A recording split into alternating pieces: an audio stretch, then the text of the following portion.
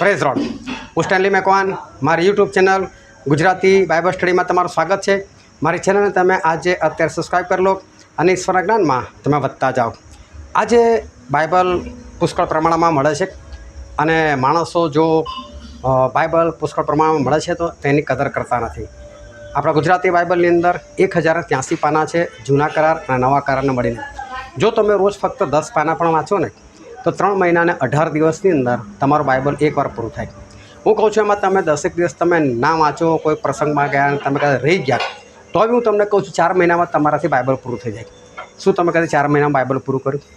તમે વર્ષમાં પણ નથી કર્યું, તમે 10 વર્ષે બી બાઇબલ નહીં પૂરું કર્યું હોય, પણ તમે જો આ રીતે વાંચો રોજના 10 જ પાના તો હું તમને કહું છું કે 30 દિવસ બી તમે ચૂકી જાઓ ને તો બી વર્ષમાં તમે 3 વખત બાઇબલ પૂરું કરો। પણ આજે કદર નથી, સેવકોની કદર નથી કે સેવકો પુષ્કળ પ્રમાણમાં મળે છે એટલે સેવકોની પણ કદર નથી। અને આનું કારણ શું? કારણ કે બાઇબલમાં એવું લખેલું છે તમે કૃપાથી તારણ પામેલા છો। અને લોકોને એવું જ છે કે ઈશ્વરની કૃપા થશે અને આપણે તારણ પામી જઈશું, આપણે સ્વર્ગમાં જતા રહીશું। પણ હું તમને કહું છું કૃપા નથી, કૃપાથી તારણ નથી। ભલે બાઇબલમાં લખેલું હોય પણ છતાં હું કહું છું કે કૃપાથી તારણ નથી। કેમ હું આવું કહું છું અને બાઇબલથી જ કહેવા માગું છું, એ રહસ્ય જાણવા માટે આ વિડીયોને તમે આખો જુઓ।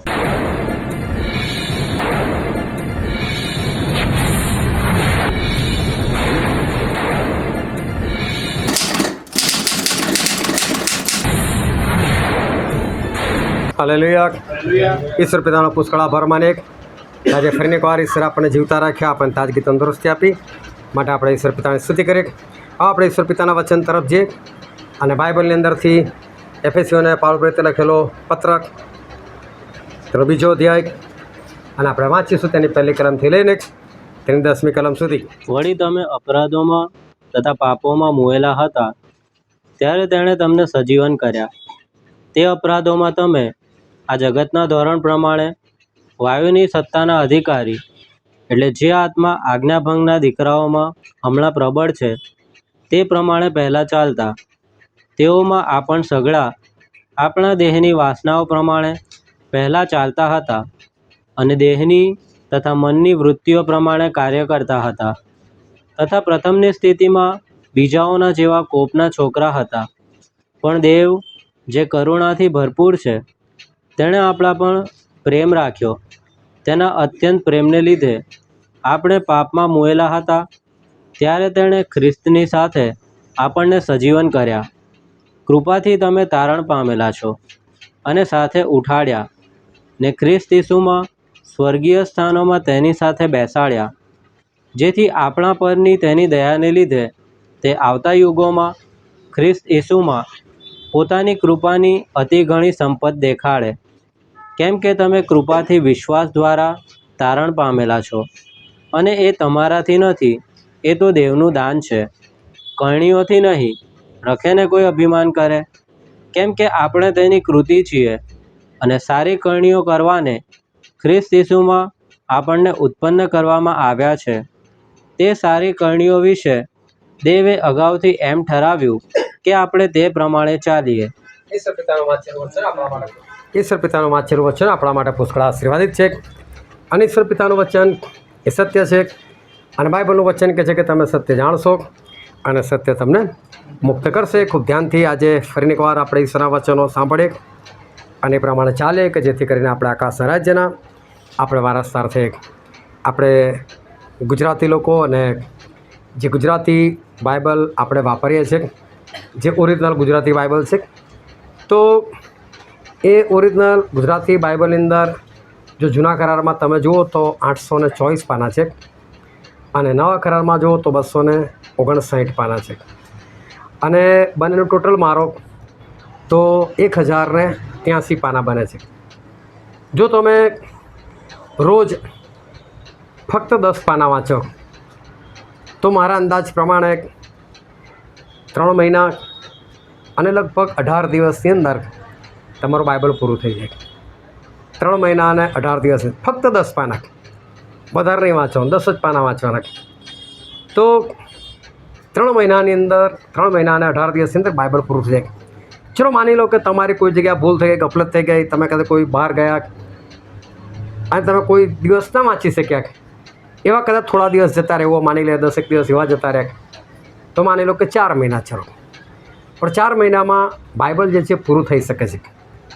અને એ પણ બહુ ઓછું વાંચવાથી, બહુ વધુ વાંચવાની વાત નથી કરતો, પણ ખાલી 10 જ પાના વાંચો તો, અને એમાં બી અમુક દિવસ મિસ થઈ જાય તો પણ 4 મહિનાની અંદર બાઇબલ પૂરું થઈ જાય.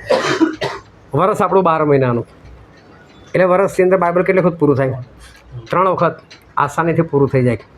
જો આ પ્રમાણે તમે ટકી રહો તો વરસમાં 3 વખત બાઇબલ પૂરું થાય.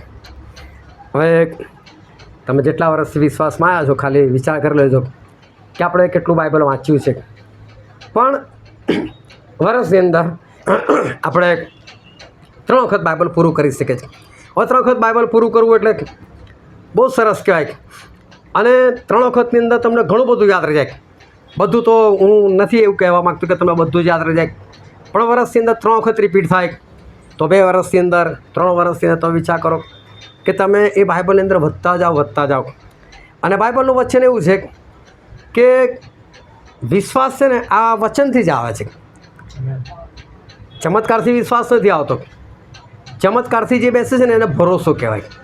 અને જે દિવસ ચમત્કાર ના થાય ને એ દિવસ તમારો ભરોસો તૂટી જાય. પણ વિશ્વાસને ચમત્કાર સાથે કોઈ લેવા દેવા નથી, એને કોઈ આશીર્વાદો સાથે કોઈ લેવા દેવા નથી.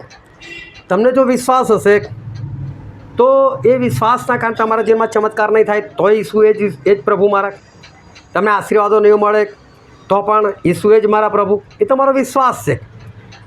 પણ ચમત્કાર એટલે કોઈક બાબતને લઈને જે વિશ્વાસ બેસે જે ખરેખર વિશ્વાસ નથી, એ ભરોસો છે. અને એટલે પ્રભુએ પણ કીધું કે સાંભળવાથી વિશ્વાસ થાય છે અને ખ્રિસ્તના વચનો સાંભળો કે છે. એટલે આ વચનોથી જ આપણે વિશ્વાસ બેસે. અને આ વચનથી જ્યારે વિશ્વાસ બેસે ને એ અતૂટ વિશ્વાસ હોય.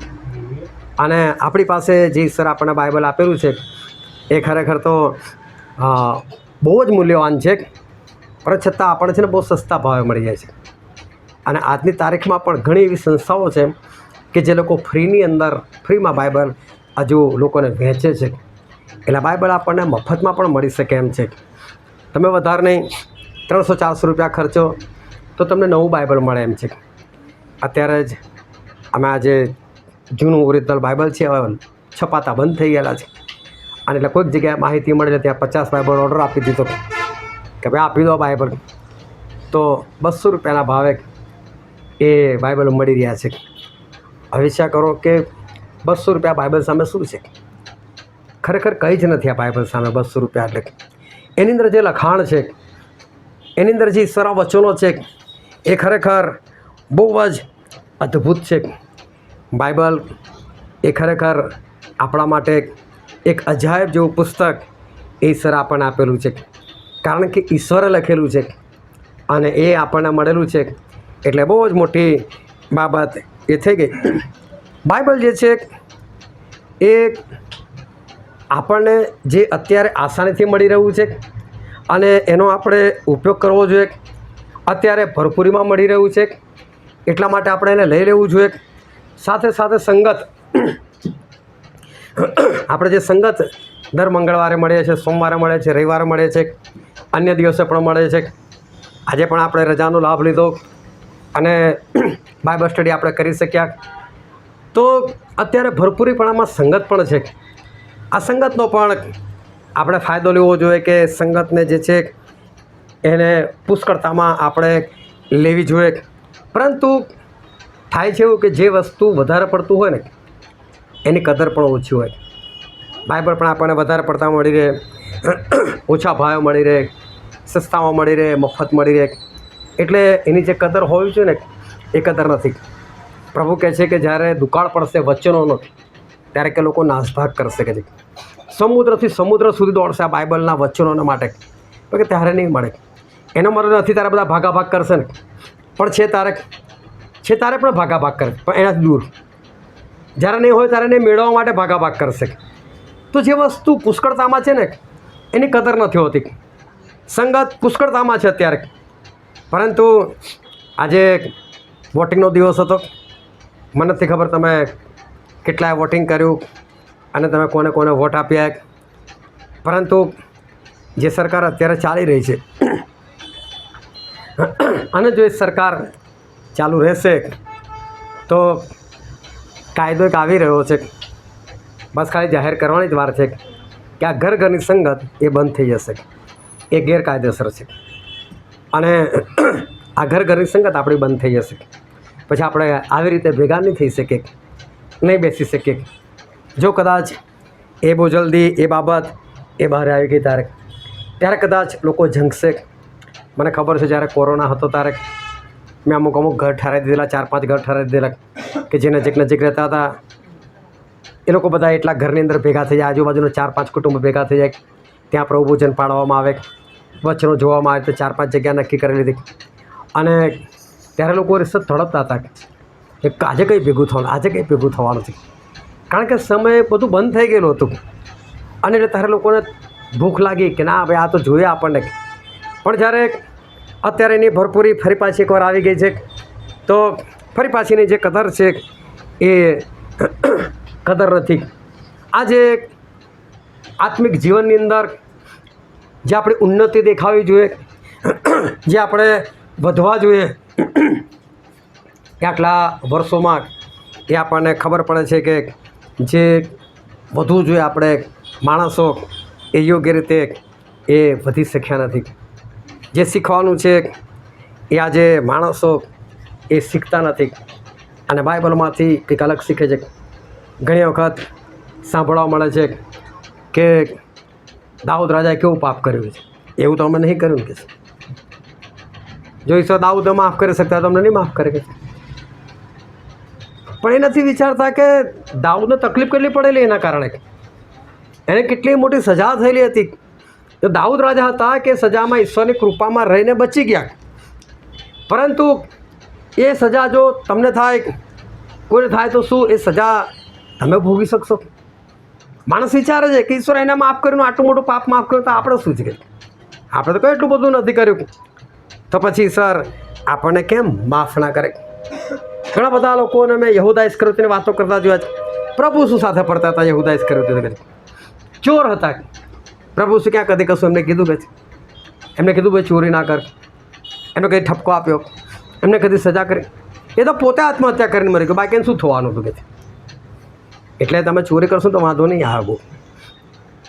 પ્રભુ શું સરસ છે, દયાળુ છે, અને એ આપણને એ બચાવી લેશે. આજે લોકો આગળ વધી શકતા નથી.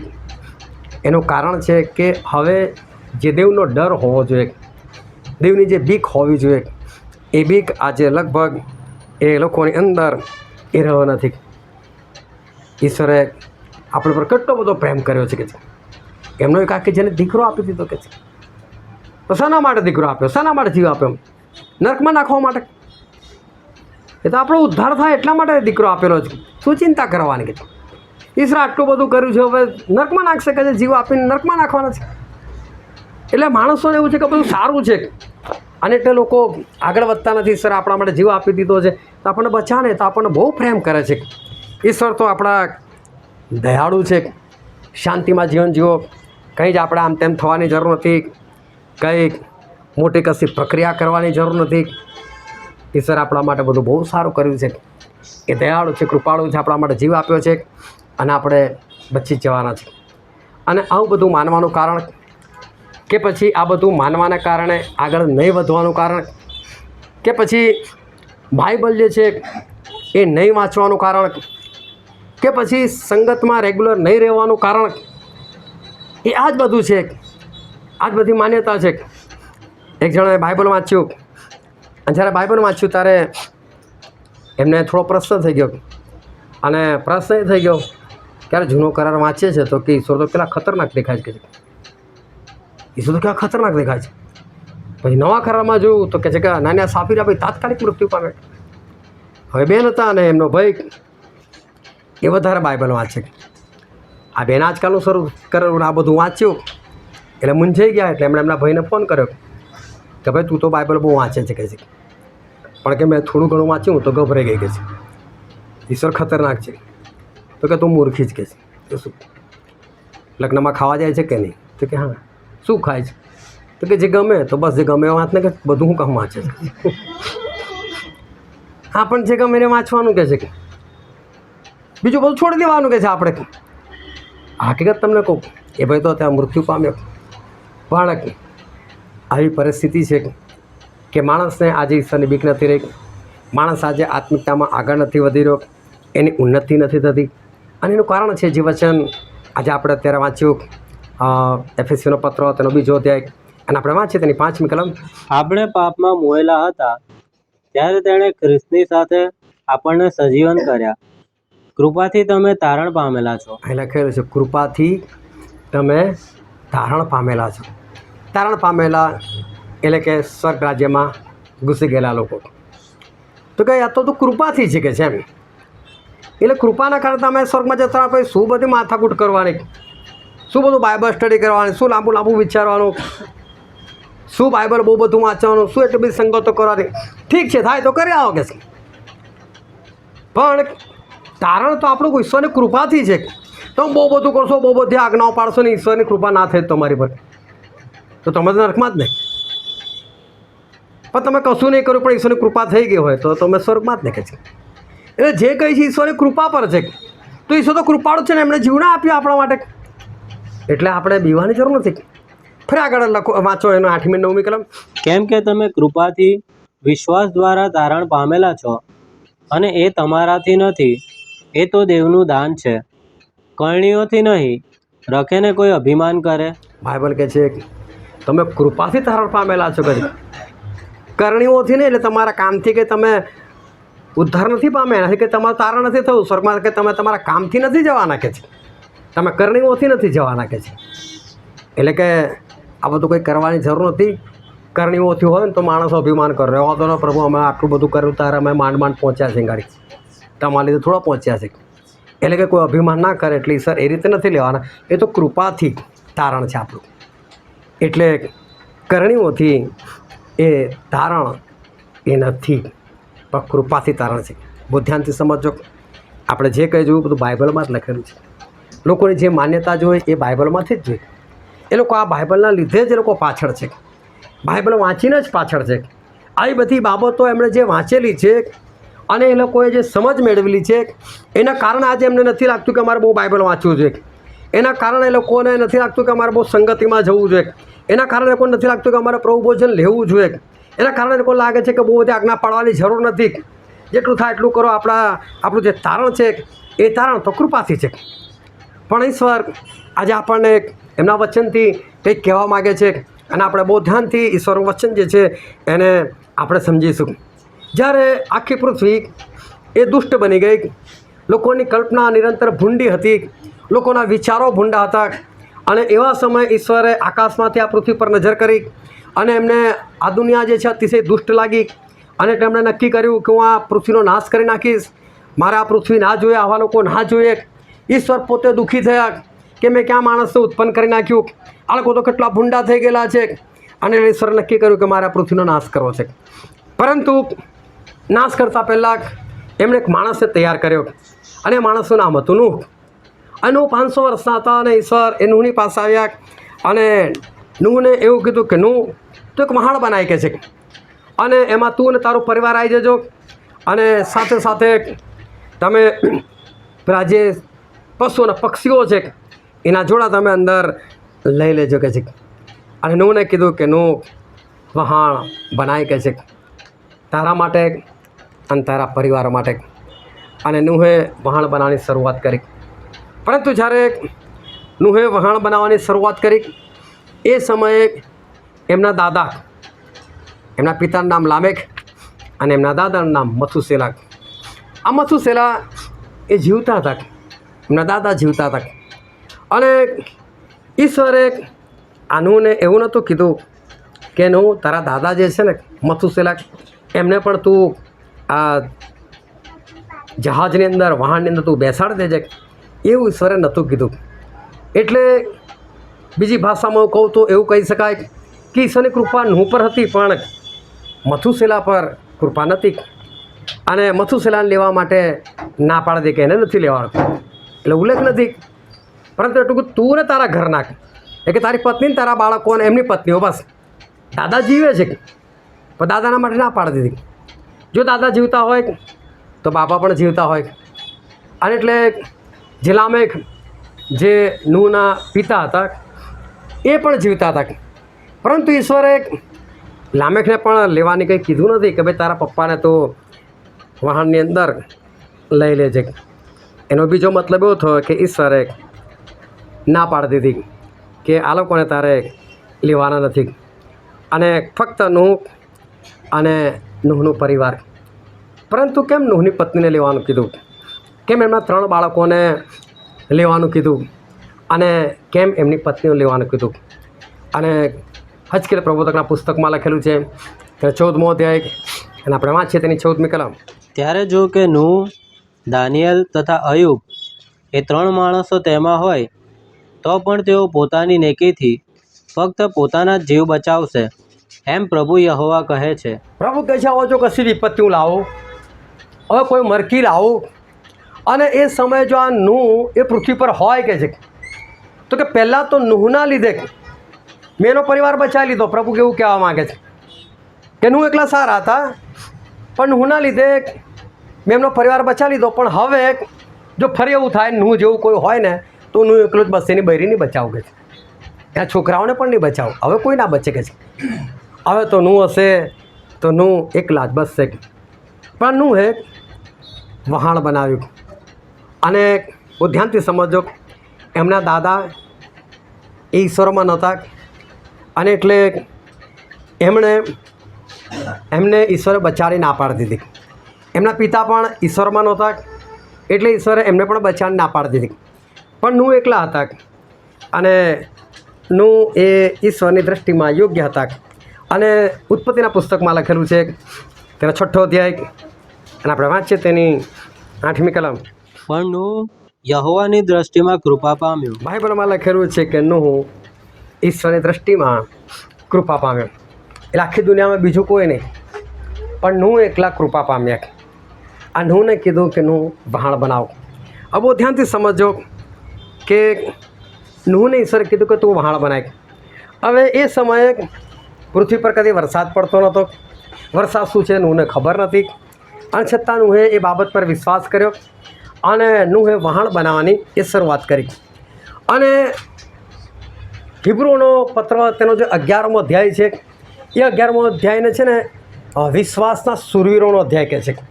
અને જો તમે હિબ્રુ 11 વાંચજો ઘરે જઈને તો એમાં જે બધા લોકોના નામ લખાય એ બધા વિશ્વાસના શૂરવીરો, યોદ્ધાઓ છે બધા.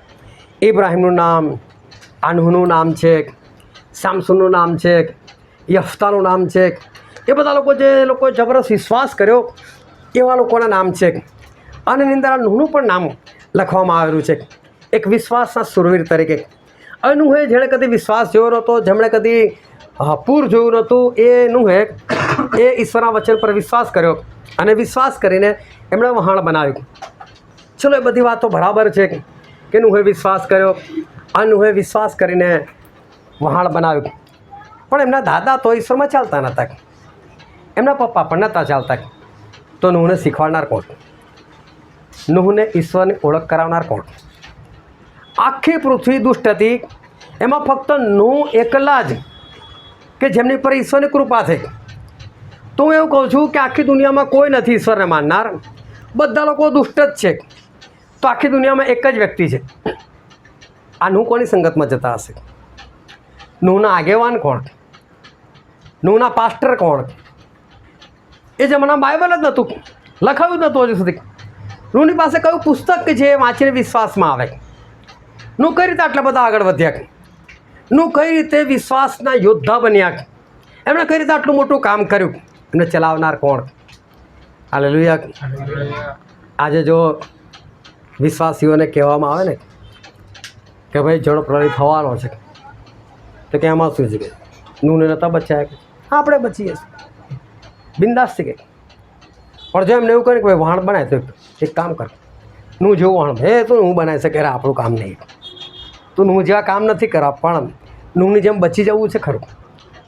એટલે બચવા માટે વિશ્વાસ કરો, કામ નથી કરવું એવું. હું કહું છું કે આ નૂહને કોણ ચલાવતું હતું? નૂહને કોણ પ્રેરણા કરતું હતું? નૂહ કઈ સંગતિમાં જતા હતા? નૂહ કયું પુસ્તક વાંચતા હતા કે જેના કારણે એમનો આટલો બધો વિશ્વાસ, એ આટલા બધા વિશ્વાસની અંદર વધ્યા કઈ રીતે? ઈશ્વર સાથે વાતો કરનાર કેવી રીતે બન્યા? નથી એમના બાપા ચાલતા, નથી એમના દાદા ચાલતા. તો પછી નૂહને ચલાવનાર કોણ છે? નૂહને આટલું બધું જ્ઞાન ક્યાંથી? ઈશ્વર સાથેની સંગત ક્યાંથી? અને બાઇબલનું વચન કહે છે, ઉત્પત્તિનું પુસ્તક 6 અધ્યાય અને 9મી કલમ વાંચીએ આપણે. નૂહની વંશાવળી આ પ્રમાણે છે. પોતાના જમાનામાં નૂહ ન્યાયી તથા સીધો માણસ હતો અને નૂહ દેવની સાથે ચાલતો. અહીં બાઇબલનું વચન કહે છે કે નૂહ એ સીધા માણસ હતા અને નૂહ જે છે એ તો દેવની સાથે ચાલતા હતા અને નૂહ ન્યાયી માણસ હતા. પણ પૂછું, આ ગુણ તો ફક્ત નૂહની અંદર જ છે, દુનિયામાં બીજા કોઈની અંદર નથી. નથી એમના બાપામાં, નથી એમના દાદામાં.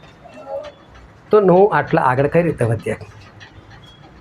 આજે માણસો પાસે બહુ બધા બહાના છે.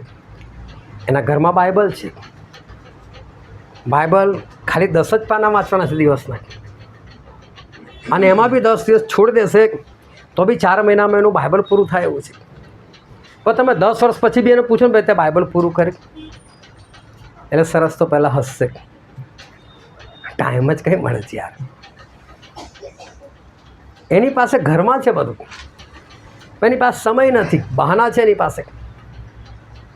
પછી આપણે કે ભાઈ તમે આત્મામાં વધતા નથી, આ જવા દો ને, અમારો આગેવાન, અમારો પાસ્ટર આવો છે તેવો છે, સમયસર મુલાકાત નથી રહેતા, સમયસર અમારા ઘરે આવતા નથી, અમને મળતા નથી, અમારી કાળજી રાખતા નથી. કોણ રાખતું હતું નૂહની કાળજી? નૂહને કોણ ચલાવતું હતું? કોણ એમની ખબર લેવા જતા હતા? કોણ એમની મુલાકાત કરતું? કોઈ જ નહીં. નૂહ વધ્યા કેમ ના? આપણી પાસે ઘણા બધા બહાના છે. ક્યાં યાર તમે તો દર અઠવાડિયે સંગતો કરો, એટલો બધો સમય થોડો માણસની પાસે હોય, અમારી પર્સનલ લાઈફ ના હોય, અમારે બી કોઈ જગ્યાએ ફરવા ફરવા જવાનું ના હોય. સગાવાળાને અમે શું બધા સમુદ્રમાં નાખ્યા? મેરેજ એનિવર્સરી, બર્થડે પાર્ટી તો ના જવું પડે. આપણી પાસે કેટલું બધું છે બહાનું. આગળ નહીં વધવાના કારણો કેટલા બધા છે, દોષ મૂકવાના કેટલા બધા કારણો છે. પણ કહું છું, નૂહ પાસે કયું બહાનું છે? જોવા જઈએ તો નૂહ પાસે ઢગલો બહાના છે. નૂહ તો કહે કે ભાઈ મને કોઈ, મને પ્રભુ કોણ છે જ મને તો નથી ખબર, મારા બાપાએ જ મને કદી કીધું નહીં, મારા દાદાએ મને કદી કીધું નથી. નૂહે કેમની ઓળખ પ્રાપ્ત કરી? નૂહે કઈ રીતે દેવને શોધ્યા? હાલેલુયા. એક કલમ આપણે વાંચીએ, રોમનોનો પત્ર તેનો 1 અધ્યાય 20મી કલમ. કેમ કે તેના અદૃશ્ય ગુણો એટલે તેનું સનાતન પરાક્રમ અને દેવત્વ જગત ઉત્પન્ન થયું ત્યારથી સૃજેલી વસ્તુઓના નિરીક્ષણથી સ્પષ્ટ જણાય છે. તેથી તેઓ બહાનું કાઢી શકે એમ નથી. બાઇબલ કહે છે તેઓ બહાનું કાઢી શકે એમ નથી. દેવે જે કંઈ રચનાઓ કરેલી છે, દેવે જે કંઈ બધું ઉત્પન્ન કર્યું છે, એનું નિરીક્ષણ જો તમે કરો તો પણ તમને ઈશ્વરના અદૃશ્ય ગુણો તમને ખબર પડી જશે. એવું બાઇબલ કહેવા માગે છે કે તેમની જે ઉત્પન્ન કરેલી વસ્તુઓ છે, રચનાઓ છે, તમે નિરીક્ષણ કરો ને તો પણ તમને પ્રભુ કોણ છે ને ખબર પડી જાય. તમે વધારે નહીં, ખાલી જેટલું બી ઉત્પન્ન થાય છે કોઈ એક વસ્તુ ખાલી પકડી લો. તમે કદાચ તમે સફરજન પકડી લો, તમે ભારતમાં જોવા જાઓ, અમેરિકામાં જોવા જાઓ, કેનેડામાં જોવા જાઓ, બધી જગ્યાએ સફરજન એક જ સરખા. તમારે ત્યાં જેને ભલે કદાચ તમને ઇંગ્લિશમાં એપલ બોલતા ના આવડતું હોય તો તમને ના ખબર પડે, પણ જોઈને એટલું તો ખબર પડે કે આ સફરજન. ઇંગ્લિશ ભાષામાં તમને એનું નામ નથી આવડતું, પણ તમારી ભાષામાં તમને ખબર છે કે આ સફરજન કહેવાય. પછી કંઈ તે સફરજનના દાણા જેવું થોડું હોય, ઘઉંના દાણા જેવું, એવું સફરજન હોય. તો તમને બી એ મનની અંદર પ્રશ્ન થવો જોઈએ કે ભારત તો હિન્દુ રાષ્ટ્ર છે, એનું બી સફરજન આવું. અમેરિકા ક્રિશ્ચિયન રાષ્ટ્ર છે તો એનું પણ સફરજન આવું. સાઉદી અરેબિયા તો મુસ્લિમ રાષ્ટ્ર, ત્યાંનું પણ સફરજન આવું. તો બધા લોકો અલગ અલગ કેમ નથી બનાવડાયા? એનો મતલબ દરેક જગ્યાએ એ હિન્દુ રાષ્ટ્ર હોય, મુસ્લિમ રાષ્ટ્ર હોય કે ક્રિશ્ચિયન રાષ્ટ્ર હોય, બનાવનાર કોઈ એક છે.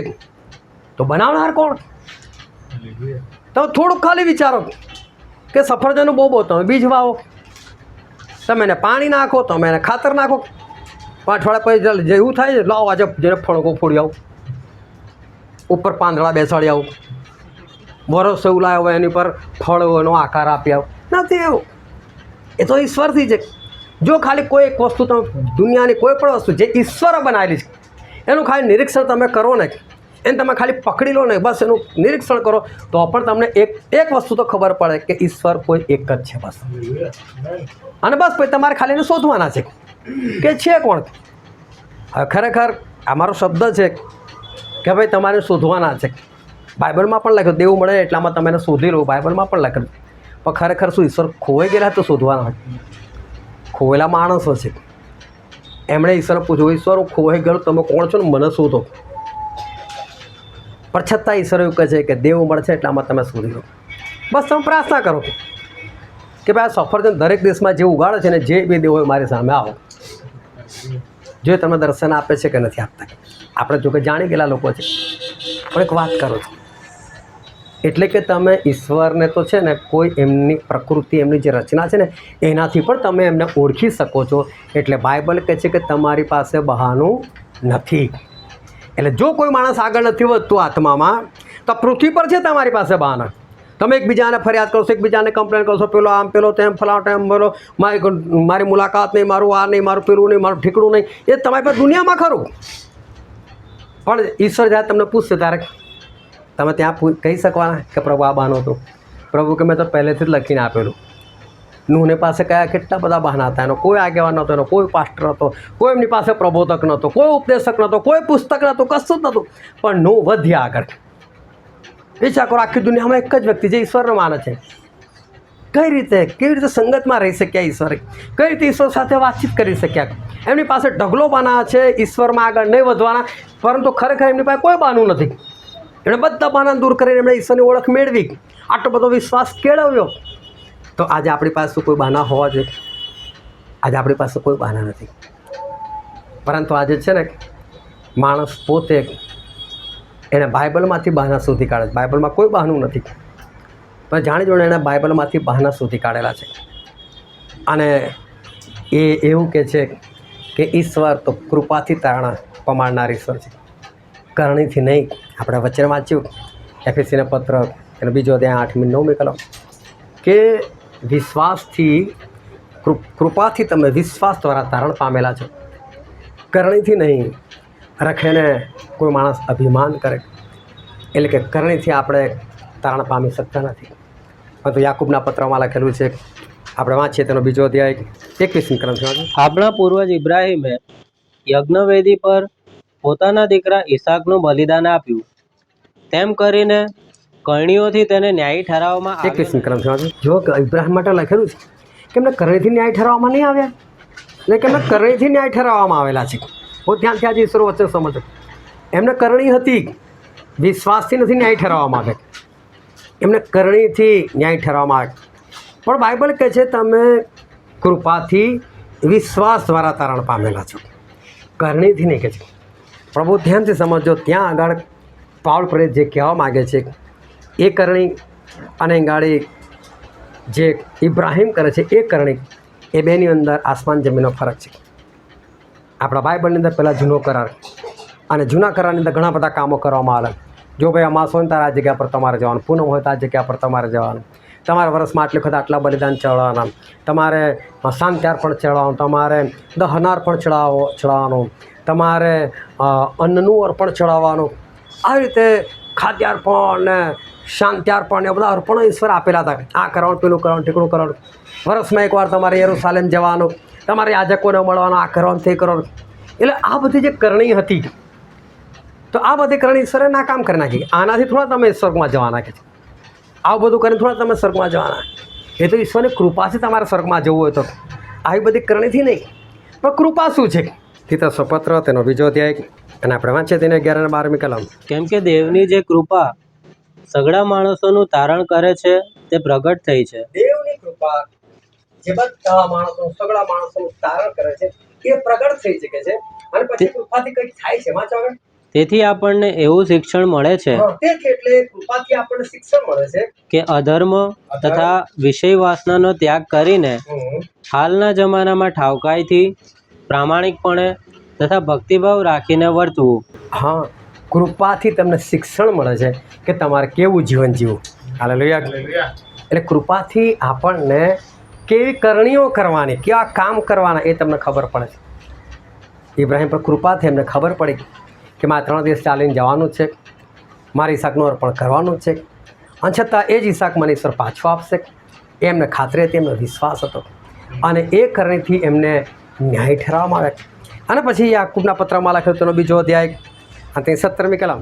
તેમજ વિશ્વાસ પણ જો તેની સાથે કરણીઓ ન હોય તો તે એકલો હોવાથી નિર્જીવ છે. હા, વિશ્વાસ જો એકલો હોય ને તો નિર્જીવ છે. એના કામ તો જોઈએ જ.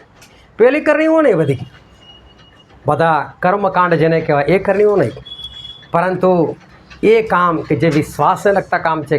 અને 26મી કલમ વાંચો. આત્મા વગર નિર્જીવ છે તેમજ વિશ્વાસ પણ કરણીઓ વગર નિર્જીવ છે. હા, વિશ્વાસ કરણીઓ વગર નિર્જીવ છે. પણ માણસને આ બધું નથી દેખાતું. એને પેલું બહુ સરસ ગમે. તમે કરણીઓથી કે છે કે સ્વર્ગમાં નથી જવાના, નહીં કરવાની કરણી, બેસી રહો, બાઇબલ નહીં વાંચો ચાલશે, સંગતમાં નહીં જાઓ ચાલશે, પ્રભુ ભોજન નહીં લો ચાલશે, તમારે જે રીતે જીવન જુઓ બસ તમે જીવ્યા કરો ચાલશે. પણ આજે ઈશ્વર આપણને કહેવા માગે છે કે જો એ નૂહને ઈશ્વરે એવું કીધું કે નૂહ વહાણ બનાય, તો એ કામ આવ્યું કે નહીં? નૂહે કરણી કરવાની આવી કે નહીં? આ નૂહે કોઈ પ્રભુ તમે તો વહાણ વગર બચાવી શકો છો, તો ખરેખર શું નથી બચાવી શકતા ઈશ્વર? નૂહને એવી શક્તિ આપી દે, કાં તો સમુદ્રને કહી દે જો ભાઈ આ નૂહ છે આને નહીં બધા ડૂબાડવાનો. સાથે સાથે કહી દે કે ભાઈ આટલા જે પ્રાણીઓ છે ને એટલા ના ડૂબાડતા. એ લોકો બધા પાણી પર ચાલતા રહેતા, કશું ના થતું એ લોકોને. શું ઈશ્વર આવું નહોતા કરી શકતા? ઈશ્વર કરી શકતા હતા, પણ ઈશ્વરે કંઈક કરવાનું કીધું કે ભાઈ વહાણ બનાય. જો એ નૂહ વહાણ ના બનાવતા ને તો ઈશ્વરે એમની પર જે કૃપા કરેલી ને એ કૃપા એ નિષ્ફળ જાત. એ કૃપા એમને બચાવી ના શકત. વહાણ બનાવવાનું કીધેલું, વહાણ ના બનાવ્યું હોત તો નૂહ નાશ પામત. આ બહુ સ્પષ્ટ વાત. ઈશ્વર કહે ને તો કરવું જ પડે. એ ઈશ્વર આપણને કહેવા માગે છે. અને નૂહે કર્યું ને એટલે નૂહ બચ્યા. પણ નૂહ પર કૃપા થઈ. પણ કૃપા કેમ થઈ? તો એનું કારણ જે ઉત્પત્તિમાં આપણે વાંચ્યું તો 6ઠ્ઠો અધ્યાય અને તે 9મી કલમ ફરીને એકવાર વાંચી લઈએ આપણે. નૂહની વંશાવળી આ પ્રમાણે છે. પોતાના જમાનામાં નૂહ ન્યાયી તથા સીધો માણસ હતો અને નૂહ દેવની સાથે ચાલતો. એ ન્યાયી હતા, સીધા હતા અને દેવની સાથે ચાલતા હતા ને માટે કૃપા થઈ ગઈ. ગમે તેની પર કૃપા નથી થતી. અને માટે કૃપા પામવાને માટે પણ આપણે વિશ્વાસના કામ તો આપણે કરવા જ પડશે.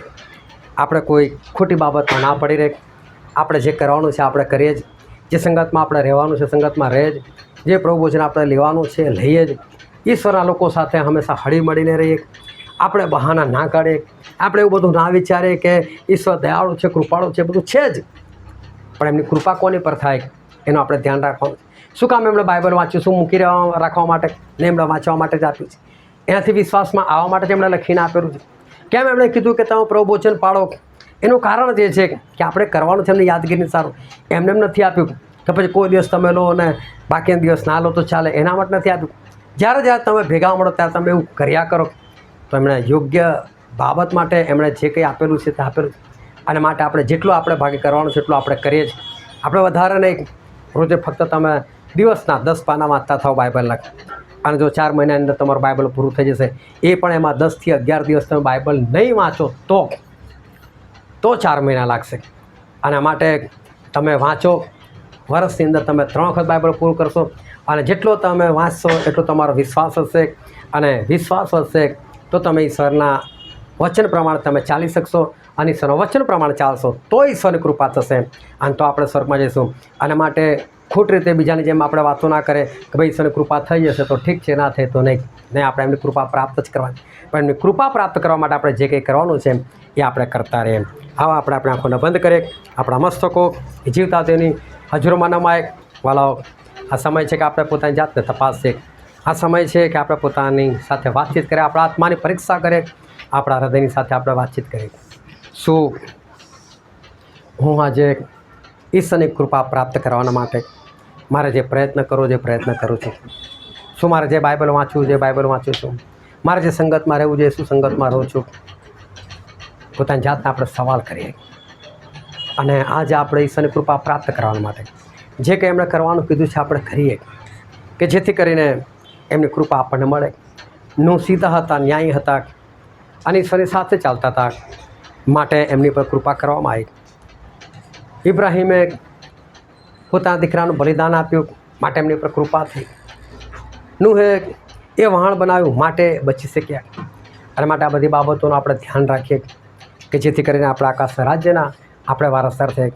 જો એમને એમ બેસી રહીશું તો આપણે ઈશ્વરની કૃપાથી દૂર થઈ જઈશું અને આપણે એવા ના થઈએ, પરંતુ ઈશ્વરની કૃપાના આપણે વારસદાર થઈએ. આ વચન સમજવા માટે, ગ્રહણ કરવા માટે, પ્રમાણે ચાલવા માટે પ્રભુ ઈસુ ખ્રિસ્તની કૃપા આપણા દરેક પર થાવ.